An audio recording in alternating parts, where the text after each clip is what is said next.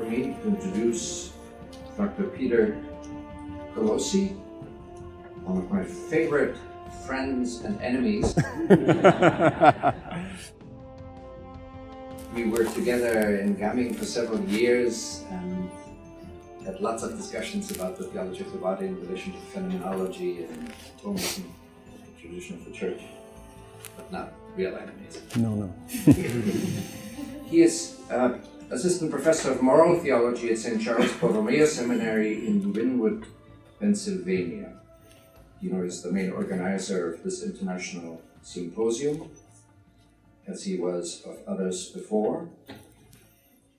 Before his present position at Charles Borromeo Seminary, he was assistant professor of philosophy at Franciscan University. From 1999 to 2007, he was in Gamming. I was there from 1996 to 2008.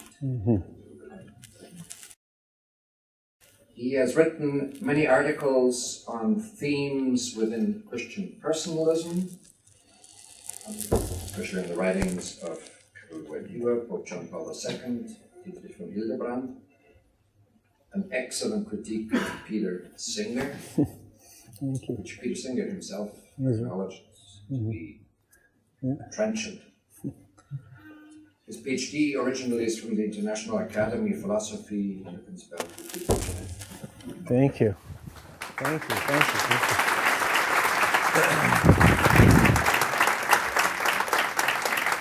Okay, thank you. I'm up here with another hat on.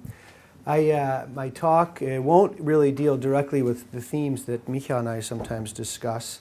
It'll deal more so in the realm of bioethics and my relating theology of the body to some questions in biotechnology.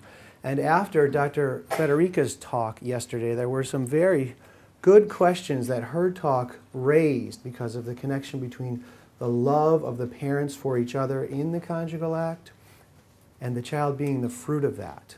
This leads to questions about in vitro fertilization and sperm donation and other forms of creating human beings outside of normal conjugal relations.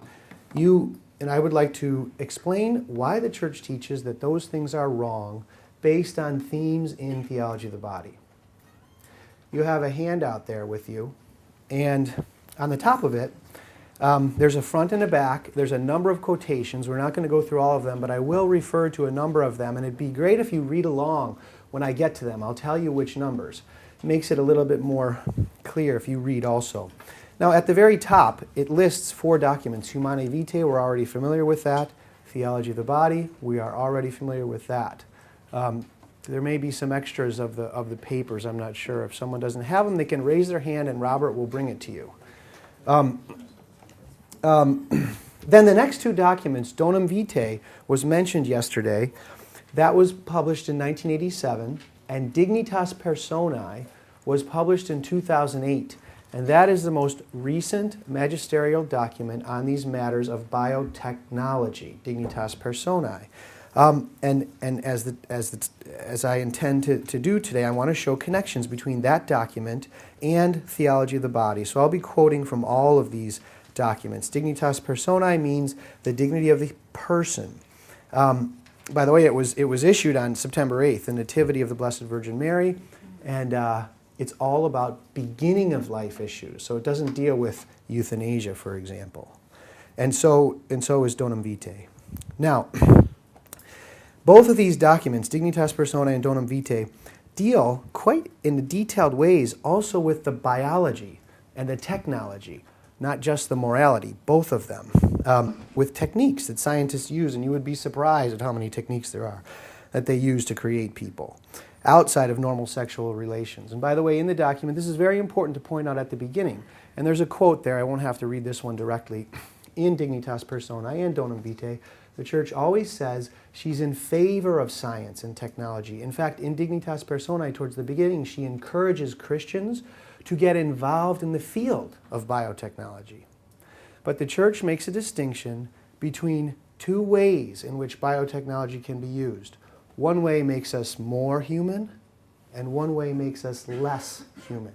So the church is in favor of any way that biotechnology makes us more human, and she's against ways that it makes us less human. I'll be more specific about what less human means as we proceed. Right now, though, we can make a distinction with respect to conjugal relations, more human and less human.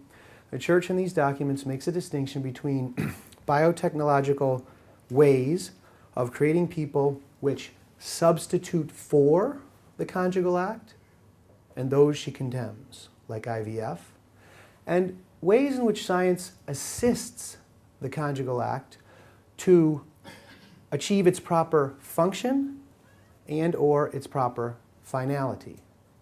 So there, for example, you may have heard of some of these techniques developed in NAPRO technology. There's ways to fix endometriosis by using lasers to get rid of the endometrium cells that are outside of the uterus, which sometimes causes infertility. Then the woman could become pregnant via normal conjugal relations. So that's a use of technology which assists conjugal relations, and the church is in favor of that and happy about that they can help couples in this way. There are many such ways, I won't go through those now, that science can be used to help assist the normal functioning and finality of conjugal relations. The church is in favor of science. Now, IVF, however, which is in vitro fertilization, this involves obtaining sperm from a man, usually by means of an act of masturbation, and obtaining eggs from a woman by hyperovulating her and doing a surgical procedure to remove the eggs, which I think, the church hasn't said this, I think it's intrinsically immoral. But I think at least there's many there might be reasons for taking eggs other than fertility treatment that could be morally acceptable, it says in Dignitas Personae, but I think there's a lot of problems just with the act of taking eggs like that, which violates the theology of the body. But in any case, the eggs and the sperm are achieved in these ways, obtained in these ways, and then a technician puts them together in a lab. There's various ways to do that. We don't have to go through those, but they're all listed in Dignitas Personae and explained, the technology of them. So a technician creates the baby. And then some other anonymous technician, once the baby reaches, I think, the blastocyst stage, which is when it can implant in the uterine lining, implants it in the woman. That's how IVF works. Cloning, by the way, is another technique which uses no sperm. Maybe we'll talk about that later. And at the very beginning, then, I'd like to assert the precise moral indication of the Catholic Church on the procedure I just described. It is immoral. To be even more clear, many have asked whether IVF, and this came up a bit yesterday, in the Q&A, have asked whether IVF might be morally good in some cases, but not in others. So some people might say, well, maybe IVF is immoral in the case when scientists create little embryos only to destroy them to get the stem cells out, because then they're creating to kill. But what about if there is a couple who's infertile and they want to have a baby and they can't, and the sperm and the egg come from the man and the woman, and they are going to be the ones who raise the baby? Maybe in that case, it's morally acceptable. And here the church says, no, it's immoral. That too is immoral. If you look at quote number 12, maybe we can read one together. Quote number 12, certainly homologous IVF means when the gametes come from the spouses who are married to each other, not from some donor. Certainly, homologous IVF and embryo fertilization is not marked by all that ethical negativity found in extraconjugal procreation. The family and marriage continue to constitute the setting for the birth and upbringing of the children. Nevertheless, in conformity with the traditional doctrine relating to the goods of marriage and the dignity of the person, the Church remains opposed, from the moral point of view, to homologous in vitro fertilization. Such fertilization is illicit in itself and in opposition to the dignity of procreation and of the conjugal union, even when everything is done to avoid the death of the human embryo. So you see, that's very clear, church teaching. And that's what people want to know, why. Why is the church against that? And I would like to try to explain a little bit why. And one of the reasons, which you hear in the quote there, is that the fertility industry is an industry, sadly. And this industry, by the way, it's hand in glove with the pill. They have the young girls on the pill for much of their life, and then they're older and the pill does some damage. They can't get pregnant, and then the fertility clinics take over. And it's very, if you've studied this, you know how traumatic it is to go through IVF and so forth. And it's a big industry, and so therefore, practically speaking, in every case of IVF, embryos are killed. It could, if scientists were very concerned, like it says here, about never doing an abortion. Like in Italy, there's a law that says scientists are not allowed to create more embryos than they will implant in the woman. But in the United States, it's totally unregulated. So since it's an industry, they create many more than they will implant because they want to increase their chances of success so they get business going. And all those are abortions. They freeze them, many of them, or they just discard them in the frozen. One statistic recently says there's maybe 400,000 frozen people in these clinics. And when the parents get a child, they typically just forget about they just leave. But those are actually their children too, frozen in these clinics. So this, in Dignitas Personae, is the main reason, but it's not the one I'm going to talk about today, why IVF is wrong. Because it always involves aborting other children. And the document points out that this is a contradiction, which oftentimes disturbs either consciously or subtly the mind of the parents, because the desire for a child caused them to kill another child to get this child. And that's a contradiction that kind of causes cognitive dissonance, and this point is remarked on in the document. Now, then the other reasons why IVF is wrong, which I want to develop a little bit here, is one is, and this came up yesterday, one is that the approach to other people in making them shifts from the idea of gift to the idea of product. I'm going to explain that more later, and that's a big problem in attitude towards other people. And then the other reason is the church uses this very interesting language, which we heard already. Every human being ought to, and the church even says has the right. Every human being has the right to be conceived because of a specific conjugal act which expresses the love between his married parents.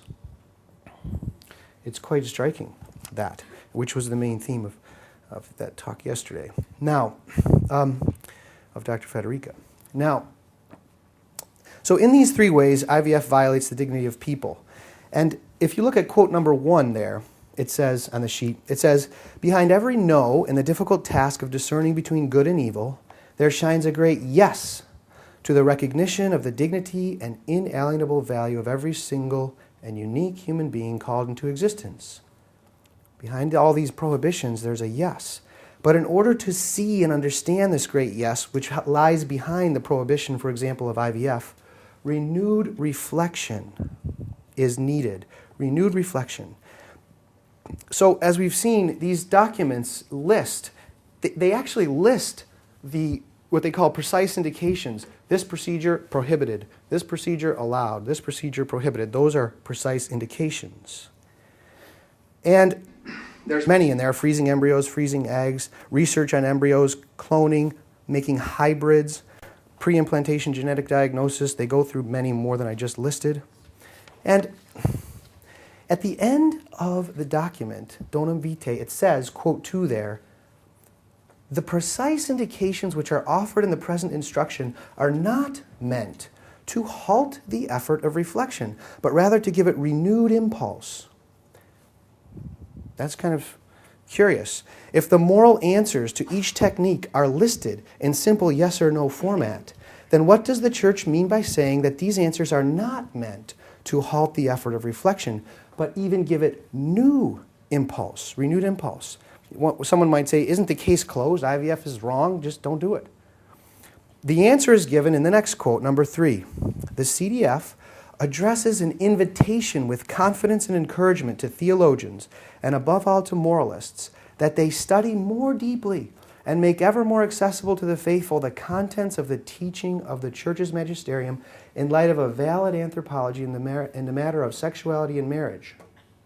They thus will make it possible to understand ever more clearly the reasons for the validity of this teaching.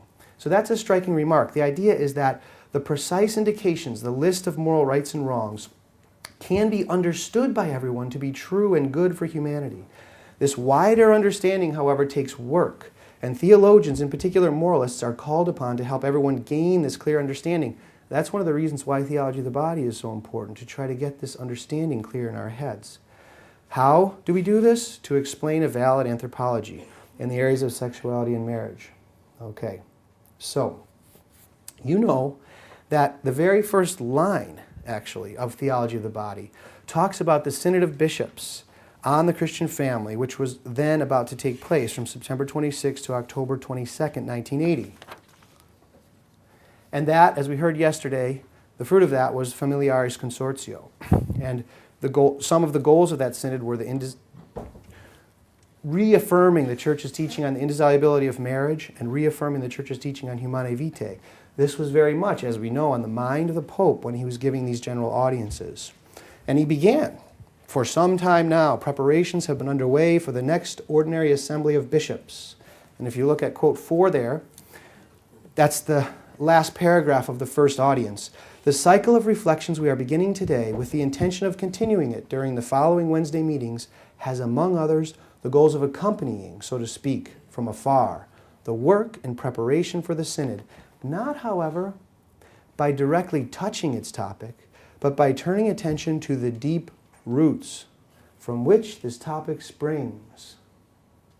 What are the deep roots from which the topic of family, which is the topic of the synod, spring? Spousal love, marriage, and procreation. So, in the social teaching of the Church, it says that the family is the basic building block of society.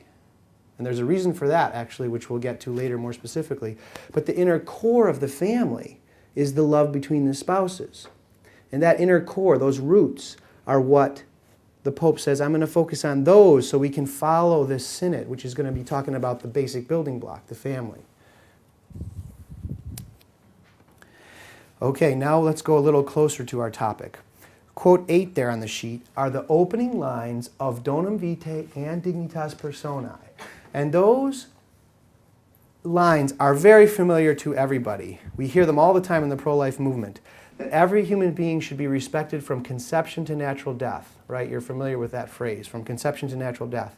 Now, when we hear that phrase, every human being should be respected from conception to natural death, we typically think in terms of don't kill them. Don't do abortion, no matter how early in the state, even at the microscopic level, and don't do euthanasia. That's what we think of. Well, we can keep, obviously, because that's the most important meaning of that phrase, that meaning intact, but we can add another meaning to it, which we don't typically think of.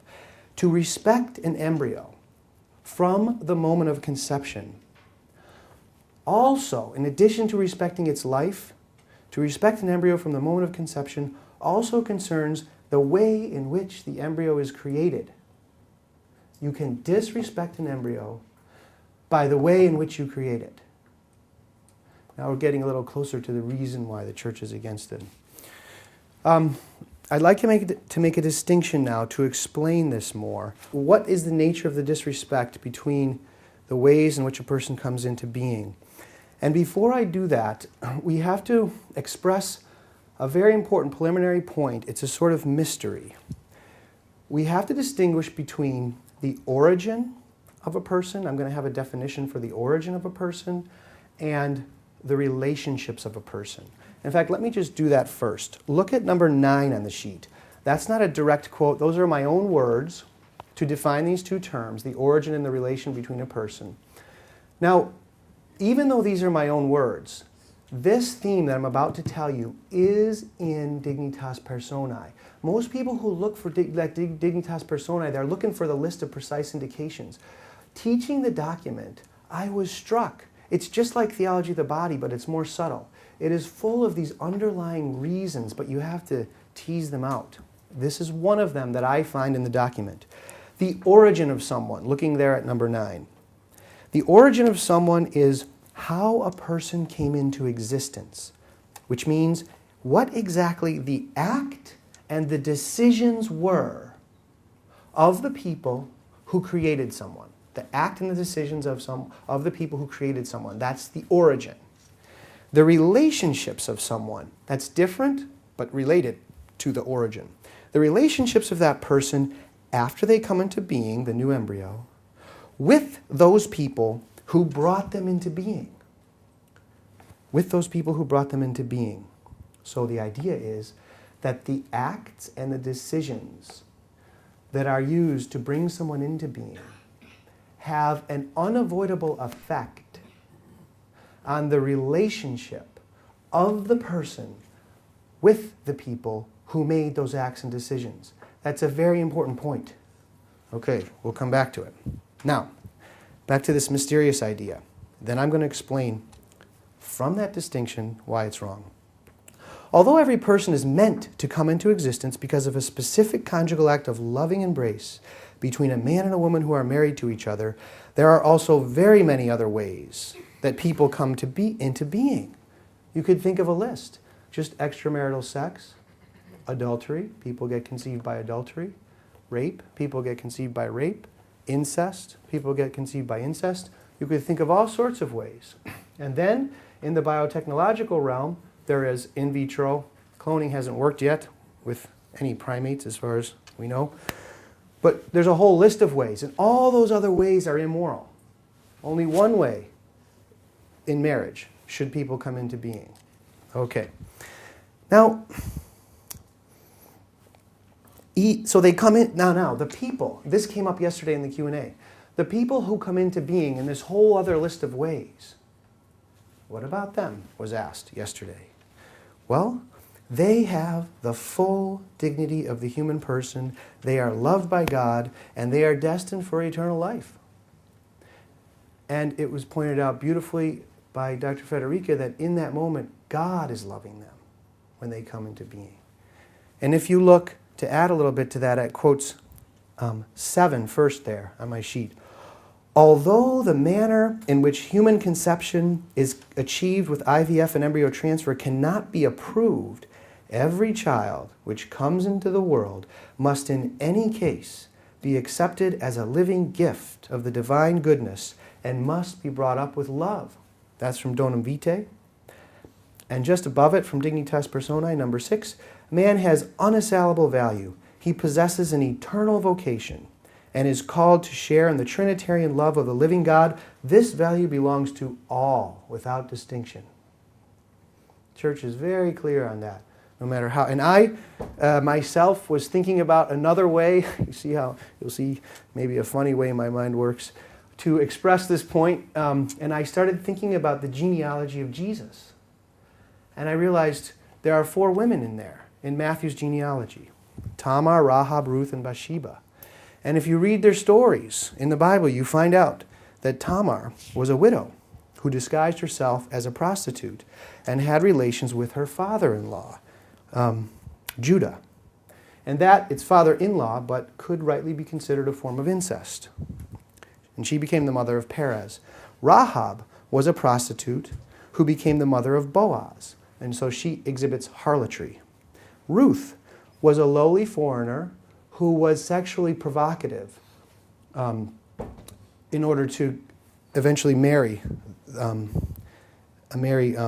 Boaz and gave birth to Obed. And then Bathsheba, you know the story. David and Bathsheba, and Scripture scholars, we have one here, you can correct me if I'm wrong, but many Scripture scholars, I think, consider this a rape scene because of the active verbs that are used with David and not with Bathsheba. He saw a woman bathing. He had inquiries made about her. He sent messengers. He took her. He had relations with her.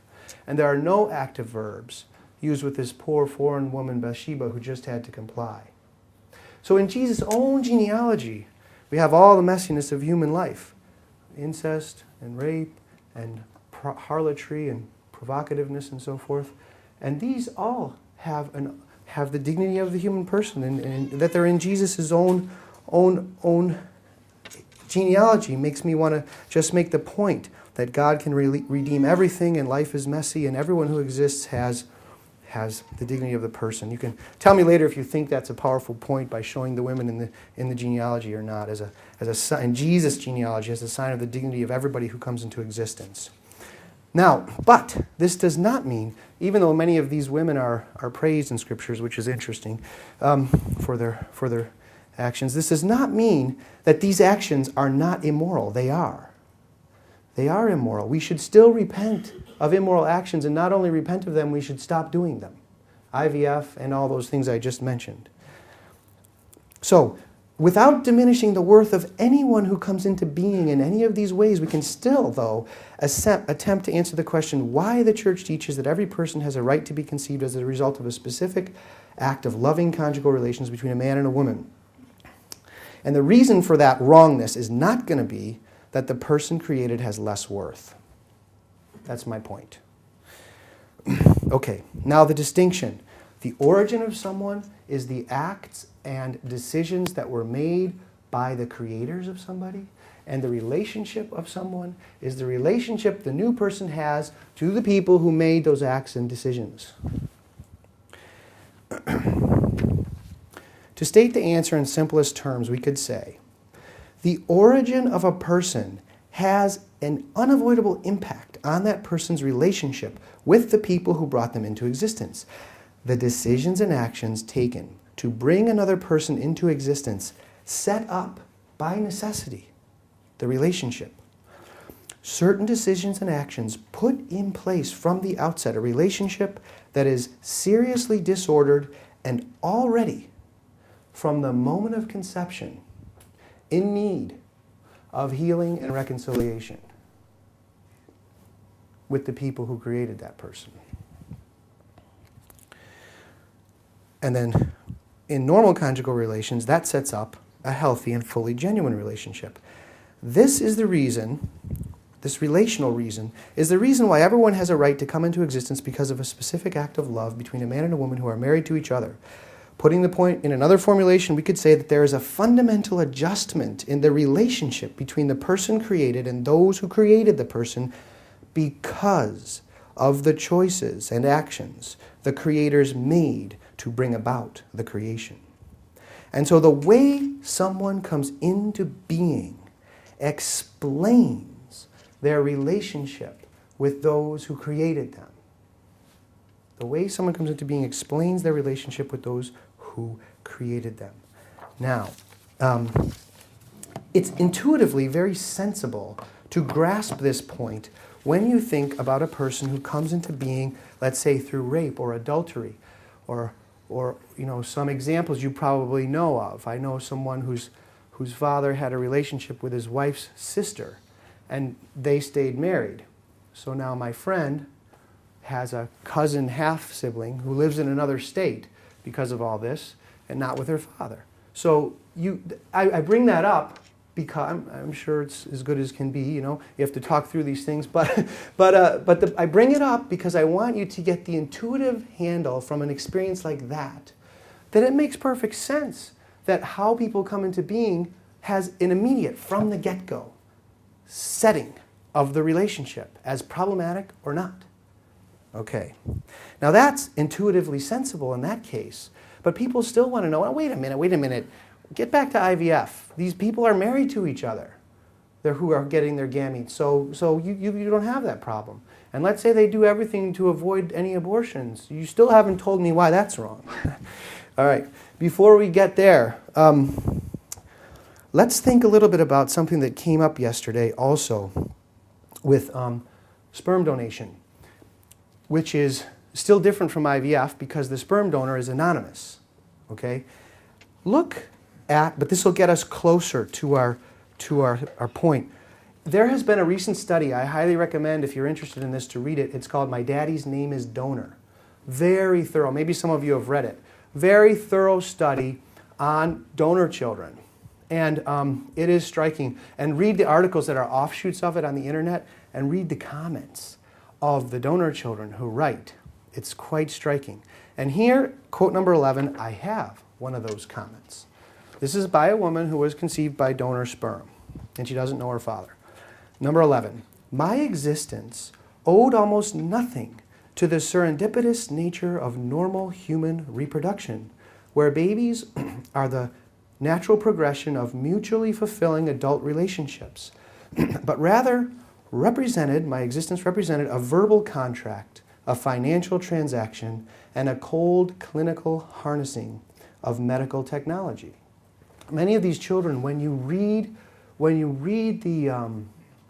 their comments from them, it's quite striking when they say things like this. They have this sort of existential angst or whatever because of the thought that just a small amount of money exchanged hands and someone did an act of masturbation, and that was the cause of their existence. So it's in Canada, there's a woman named Olivia Pratton who is a donor child, and she's going to succeed actually. She's changing the law. In Canada, the adoptive children, normal adoptive children, they can legally find out who their biological parents are, but not donor children. And she's going to change that law. And it's very striking that they all want to find, even if they had a father, which this Olivia Pratton did, they all want to find the genetic, there's something built into us. And one of the other, because I don't have it here, I might forget, I wanted to say it later, but so I don't forget, I'll tell you now. Yesterday the question came up, what do you mean that the rights of the child are violated? What does that mean? The rights of a child are violated? When it's only a conceptus, how can its rights be violated? Well, if you read the comment section, you find out. They say things like this. One of the commenters said he loves his mother, but he used the word hate. He also hates her for deciding for him that he did not need and would not have a father without asking him. These people, when they grow up, they feel they were violated in their rights before they had a chance to say, hey, wait a minute, I would like a father. So when you read the comments, it's very striking because many of them are totally they don't have relations. They left. They won't even talk to some of them try to probably reconcile. It's a big mix, but you can read them yourselves. So there you get one answer right there. What does the church mean by the rights of a conceptus are violated when they're conceived in these ways? That's a good answer. Someone else decided for you that you don't get a father, but you want a father. That's a pretty clear answer. Okay. Now, let's try to get a little bit closer, though, to IVF, where they are the two parents. Look at quote number 10. This is from Donum Vitae. It says, in the body and through the body, one touches the person himself in his concrete reality. This came up very clearly in many of the talks. You know, if you would go up to that woman, which I don't recommend, who Dr. Crosby talked about, remember she said, God doesn't care what we do with our bodies. He just wants us to respect each other as persons. Yes. He said, remember he quoted, if you go up to her, which I don't recommend because we're all Christians, and slap her in the face, and she gets mad, and you say, no. That was just my hand in your cheek. But I respect you as a person. It won't work. And the reason for that is because we are our bodies. Or I do recommend if you give her a warm smile or a warm hug, she will feel consoled in her very person. And the reason for that is because we are our bodies. That was brought out already in Mikhail's talk and some of the others. I've already done it a bit. It's a bit uncomfortable. But let's think about the bodily touching in the two ways of creating a new human being. One, which is beautiful, which we've been hearing about all weekend, is the loving bodily touching of the husband and wife in conjugal relations who are expressing their love for each other in all the ways we've heard. And then the sperm and the egg meet in the body of the mother. And as was pointed out, it's a surprising gift. They don't have any experience of themselves putting the sperm and the egg together. It really is a fruit of this love, as has already been described. Now in IVF, what are the forms of bodily touching? Masturbation, egg retrieval, some anonymous technician putting them together, another anonymous technician coming in and putting the embryo inside the woman. If it's really true that we are our bodies, and in and through the body one touches the person himself, that can at least give us some intuitive sense that conceptus is being touched in these ways or in these ways. So you can see this is a theme that could be developed. Here somebody could write a master's or a doctorate about take the idea of bodily touching from theology of the body and really work out what I'm just giving you intuitively right now about these ways of bodily touching and this way related to the conceptus, because they have a body which is being touched in these ways by all these other people, not the love of, and that quote that the girl said, who's a sperm donor, clinical harnessing, not the love of a mother and father, which is what she wished for, which was also decided for her against her own will. Now, one more point, and then maybe I'll stop because I'm probably over time, but one more point to try to make intuitive sense of the wrongness of IVF, even when the parents are the providers of the gametes. It comes from Pope Benedict XVI, and it is quote 14. It's in a book that he wrote together with Jürgen Habermas, who is a German atheistic philosopher, but who's surprisingly recently becoming more open to religious voices in the public sphere. And so you'll notice in this quote that I'm going to read to you, the Pope talks about a gift of nature or a gift of God. It's because he's speaking with an atheist, but he gets this point across that I want to make. And he is talking, Benedict is talking here about biotechnological ways of creating people. Man, he says, quote 14, becomes a product. And this entails a total alteration of man's relation to his own self. He is no longer a gift of nature or of the Creator God. He is his own product. Man has descended into the very well springs of power, to the sources of his own existence. The temptation to construct the right man at long last, the temptation to experiment with human beings, the temptation to see them as rubbish, to be discarded. All this is no mere fantasy of moralists opposed to progress. So what you have here in Pope Benedict's text is this idea, and it comes up in Redemptor Hominis too, this idea of a total alteration of it's like doing a 180, these technical ways of creating people, from thinking of other people as a gift that you're excited to receive versus a product who you made, which in reality does lead to all these things that he says, throwing them away, trying to tweak them to get the... And I'll give, maybe, since I have been talking, I think maybe too long, I don't know. I'll just give one example. Oh, not? Okay, good. Then good, I'll give an example and maybe I'll talk more after the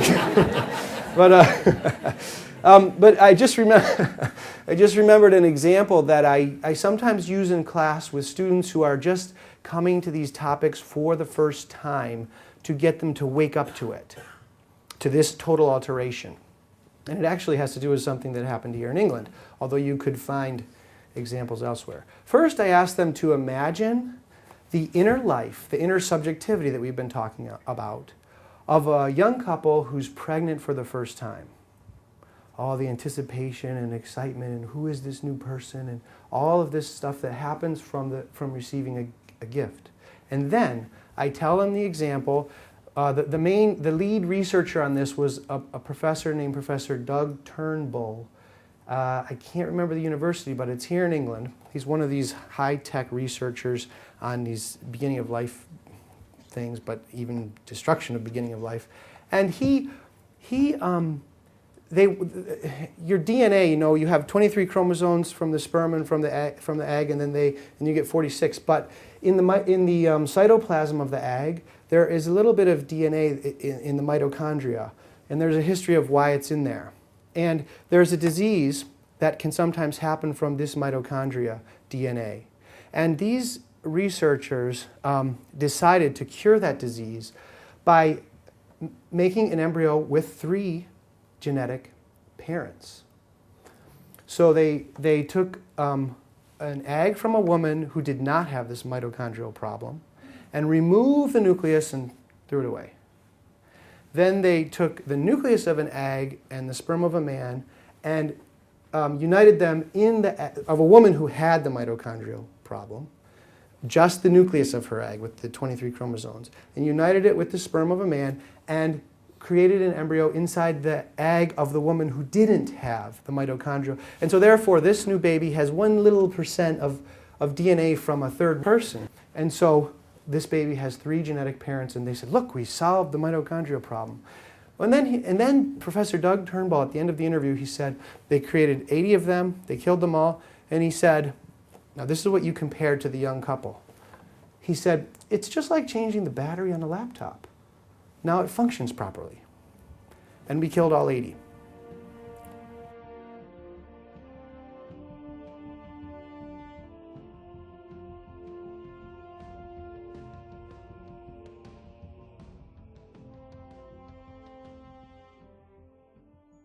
What I asked the students to do is think about the inner life of that professor. God bless his soul. I don't want to be mean to him. Just flat, cold.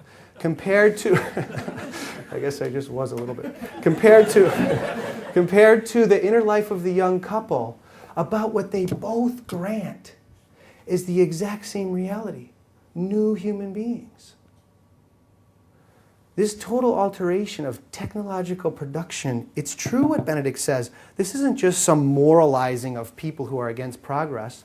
It did destroy that guy's soul toward other people. And he also destroyed 80 human beings. So there is a total alteration that happens in our attitude towards each other when we stop conceiving of people as a gift, like they are conceived in normal conjugal relations, and start conceiving them as a product that we make. It changes our souls. And Mother Teresa, I think I have this quote here. I'll bring it to a conclusion by talking about the social teaching of the Church, which says that family is the basic building block of society.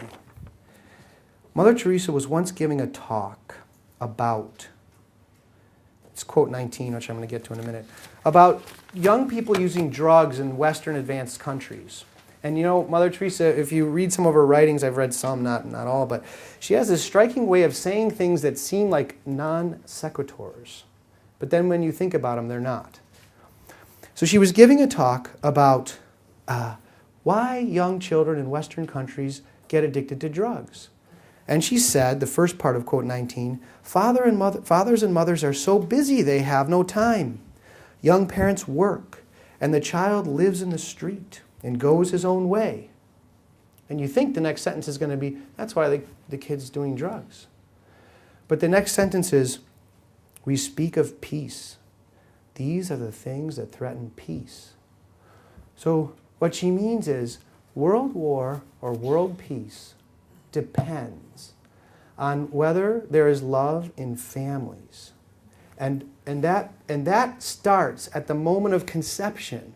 If the people are born in these other ways, the relationship, actually to make this point, let me give you, I found in the letter to families a very short paragraph, which John Paul wrote the letter to families on the 10-year anniversary of the year, no, he wrote it in the UN year of the family. He participated, 1994, the letter to families, a great document.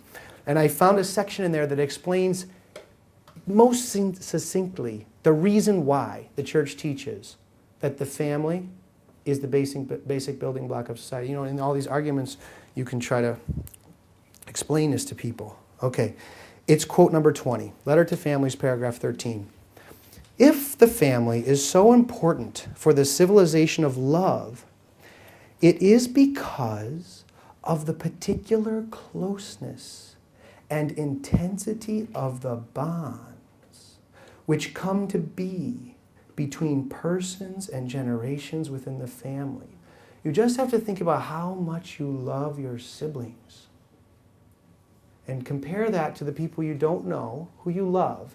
But, you know, if there's a woman shrieking on TV because her children were killed in some war, and we watch it and change the channel, who's more objective, her or us? She is. Because of her family relations, she sees the preciousness of those people who are utterly unique.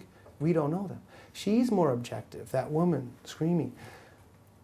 These intense bonds of love that occur most deeply in the family don't cause families to become self-enclosed little, cut off from everyone else. We have this. they actually flow, like the good is diffusive of itself. They flow out. And these people have the resources within them to go out and love other people. That's why family is the basic building block of a civilization of love. It grows out of that love that happens in the family. That's the reason. Now, we've been reading many very beautiful texts of John Paul II, but he was also not afraid to speak clearly the hard sayings. Right after what I just read to you, he says, it's a hard thing to read, but let's read it. Quote number 21, still in paragraph 13 of the letter to families. However, the family remains vulnerable and can easily fall prey to dangers which weaken it or actually destroy its unity and stability. As a result of these dangers, families cease to be witnesses of the civilization of love and can even become a negation of it, a kind of countersign. A broken family can, for its part, consolidate a specific form of anti-civilization, destroying love in its various expressions with inevitable consequences for the whole of life and society. Everyone comes from certain degrees of brokenness, so we also have to put some mercy in here, and God can redeem us. But it's true that if you read some of these quotes from the donor kids that I mentioned, you find words like hatred or who decided this for me and certain sort of violence there, which of course they're loved by God and they can be redeemed, and it takes work and maybe some counseling. But you see the core principle of Catholic social teaching, it's very wise.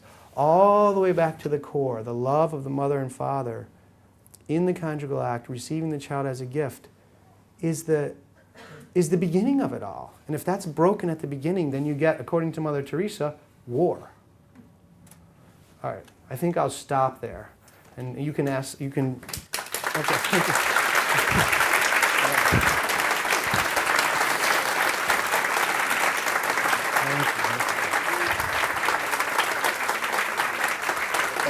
Okay, thank you. All right, we'll just go right to comments and questions. I'll call on you. I'm a practical theologian in the field of disability theology. Okay. And we have been using theology of the body for about 3 years now, looking deeply into what we mean by life as gift in the life of the disabled person. And I think that one of the things that reflects constantly society's lack of recognition and dignity for the human person is the law on abortion surrounding the disabled person in this country. Yeah. Up until the day before birth, you are allowed to abort for one reason only, and that's the reason of disability. But I haven't heard much of it here this weekend, in seeing the fruit of the conjugal act and the love of the parents, a disabled child as a gift. Okay, now that's a slightly different topic than the one I've been talking about, but you're right, we haven't talked about that much. It's a very important topic. And here, since it's a different topic, I'll just say one quick remark. You often hear in Theology of the Body the phrase, and also in the writings of Benedict, and in the social teaching of the Church, that each person is unique and unrepeatable. And the best way to grasp what that means is to think about somebody who you love personally. And you realize when you do that, when you ponder their face, that nobody could replace them. Even if they looked the same, even if they had an identical twin, and you were best friends with the twin. And the reason for that, for their preciousness being seen by you so clearly, is it's not being created by your seeing them. Your love has allowed you to grasp the unique preciousness of this person. This is, Michael Waldstein mentioned at the beginning that I wrote an article against Peter Singer, and it was founded on the idea that when his own mother became ill with Alzheimer's disease and reached the point of what he calls a non-person, he should, according to all of his writings, have either killed her or not spent any money on her. And instead, he provided home health care for her until she reached a natural death. He was bombarded with questions. And one reporter from New York kept asking him, and finally he said, well, it's different when it's your mother. And I wrote my article based on that remark. And I tried to explain that love opened his eyes to the true, unique, and unrepeatable preciousness and caused him to behave in his moral life differently because of his deepened value knowledge, if you will, of what? Not of her ability to move her arms, of her. And the idea, which is so tragic about these laws you mentioned, is that by focusing on the disability, what do? You precisely overlook the person and you focus on a trait. And that is why it's wrong. Okay. Okay. All right. What do you? Yes, thank you very much for a very illuminating talk, Dr. Colosi. The question I have is to do with, as we know, our society is basically utilitarian, right, and technology is driven by profit motives and what have you, and IVF and all the technologies in a sense. The idea fundamentally on an ethical basis is that we can buy and trade and choose and commoditize people as if they were a right, like I go to M&S, I choose my favorite sandwich or whatever. Right. The point I have, when you rightly say that people who are conceived by moral acts or technological means have got the utter dignity of the person, the devil's advocate in the community would say, hold on then, God has given us the capacity to progress, to create, to become more sophisticated. What's wrong then in creating these people technologically if deep down they are creatures of God after all? Good question. I'd like Good question. to find what you think. Remember before I said we approach a mystery here, but a mystery doesn't mean we can't say anything about it. What you just closed your remarks with applies to everything. You could also murder somebody. There is a mystery to the fact that when God created everything, He decided to respect two things, more than two, but especially two. Our freedom. You think about freedom, it's pretty scary. Kierkegaard writes about this. And everything He created, and in this case, the biology that He created. So, the one answer to your question is, yes, you're free to sin. But my talk now was meant to express the underlying reasons of what you will do if you choose to create that person. And so you rightly point out, but that's why I made the distinction. Yes, the person will have the dignity of the person, but you will have violated their rights by deciding they don't get a father. You will have violated their rights by not bringing them into being through an act of love. That's what the point, I think, hope I'm not misinterpreting her, but the point of Dr. Federica's talk was to bring all that out. The beautiful reasons why people should come into being only in this act. And she explained it very well. Well, if you choose to do that just because, they have the dignity of the person, you'll violate all that, which is part of God's creation. What He wants you to use your freedom for, like Christopher said, from ethics, get your ethos to match your ethics, is understand all this, and then this is how we can explain to people why IVF is wrong. This is like getting the ethics, the ethos correct. That's why I said there's precise indications. IVF is wrong, cloning is wrong, making hybrids is wrong. Well, we need to say, but you can use your freedom to do it, like you say, but you'll cause world war.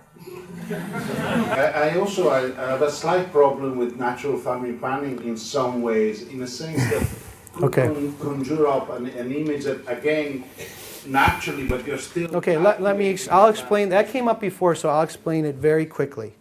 In moral theology, there is a distinction between object and intention. Those are two different reasons why an act can be wrong. So, for example, if I give food to a beggar only because I want to show off to someone over there, my intention makes my whole act immoral, but the guy gets food, but I'm immoral. If my intention is that he gets some food because I love him, then he gets food and I'm morally good. The object the act I choose, almsgiving, is good in itself. My intention vitiates the act. There are other acts. There are other acts which by their object, the act I choose, are wrong, no matter what my intention is.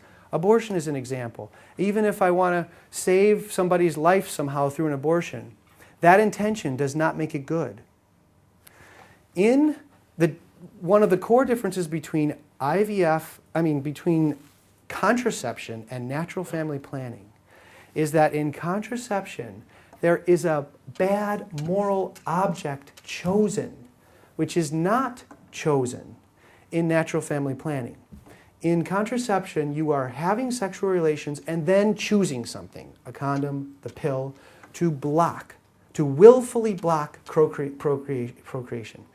That object is never chosen in natural family planning. You just choose to not have sexual relations. Or you have sexual relations, but you're open, because even though you know it's okay. The Pope says, in Theology of the Body, there's a section, I don't remember which one, where he says what you said. People can use natural family planning with a contraceptive mentality. They're not being generous. But he says that is a different moral problem. It's not contraception. And the reason is because you don't choose that object. You have a problem with your intention, which needs to be corrected. Okay, you were next. Yeah, just a question about, has there been a development in how we see the child in terms of the church before seeing unmarried parents having a child? Was there development of how we see the child itself in the church, Okay, I'm not sure if I don't get your question. Okay, well, the second one that I had was, what is the status of frozen embryos? What's the status? Oh, and there with the frozen embryos, so there's 400,000 about in America frozen embryos. Very striking. John Paul II says this, and it's quoted in Dignitas Personae. So in Dignitas Personae, there's no definitive answer given to the question of whether women, if they want to, can choose to rescue them by having them implanted. And this is being debated between moral theologians, whether it's morally acceptable or whether it violates conjugal relations. And the Church says the Church says in Dignitas Personae, if you implant frozen embryos because you're infertile and you want to cure your infertility, that is intrinsically immoral because your intention is using a person utilitarian way as a means. But then it says there is this other point here about rescuing them, not curing your own infertility because I want a baby, but rescuing their lives. And there the Church says in Dignitas Personae, it looks like this has some of the similar problems to what we've mentioned above, but we're not going to give a precise indication just now. We want to think about it some more. And theologians are debating that. But John Paul has this remark, and it gets repeated in Dignitas Personae, that it seems like humanity has finally worked itself into a moral conundrum which we can't get out of in any moral way. It's a bit scary. So, did you have a remark? Okay, because we talked yesterday. That's why I would like to give her a chance to... and then this will have to... We can talk later. This will have to be the last question, I think, according to Pascal, who's the universal cause of the end of time. Okay. Well, actually, I have two questions. Okay, go ahead. Just state them both, and I'll try to answer concisely. Well, you mentioned that book about donor and, the child Yeah. is conceived. It's online for free. Yes, but I like to know that if the child does not know that she's or he is conceived through a donor, then it would never be a problem. Right? That's false. And I found that out by reading the comment section.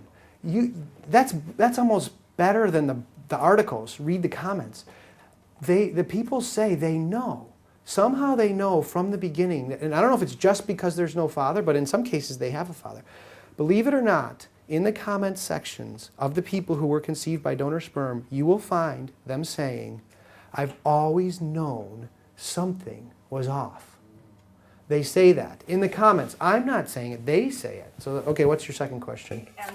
And the second question is, how do we advise, gay couple or lesbian couple that, of course, they probably don't already believe that like family, it's constructed by men and women, but they still want to conceive a child. And Yeah, actually, that can also be answered somewhat concisely. I'd like to make two more concise remarks.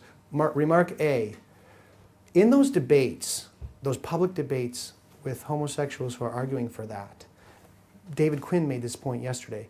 If you're ever publicly debating them, always drag the question back to whether the best thing for children is to have a mother and a father who love each other.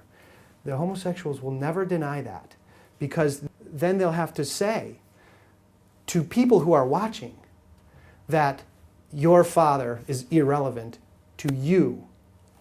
He could have just as well been a woman. But the people who are watching this show will know intuitively, unless we get to the point where it's all out of our minds. But they oftentimes, and Maggie Gallagher does the same thing, she always brings it back to that question and asks them, do you think the best thing for children is to have a mother and a father? It's very interesting what happens then in the debates. The last point I want to make, thank you for those two questions, is I've been thinking about, well, you know, the genealogy of Jesus, and we have many IVF and sperm donor people in existence. What is there to do? This is me, not the church speaking. You can tell me what you think of it.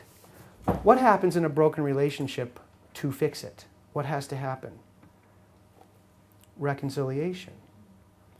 It seems to me, this is my own idea, that in order to help the relationship, I think something like an apology or an asking of forgiveness by the creators to the child, not for their existence. You have to start this by saying how much you love this child. I'm not saying they don't love them, but some sort of apology for violating their rights and asking forgiveness. And then the child could give forgiveness. And then that would bring about some healing, because that's how you heal broken relationships, and they already exist, and you love them. So I think there might need to be some acts of reconciliation, which might include an apology for the acts and decisions that were made to bring them into being. Not an apology for their being, but an apology for those acts and decisions. Maybe. Thank you.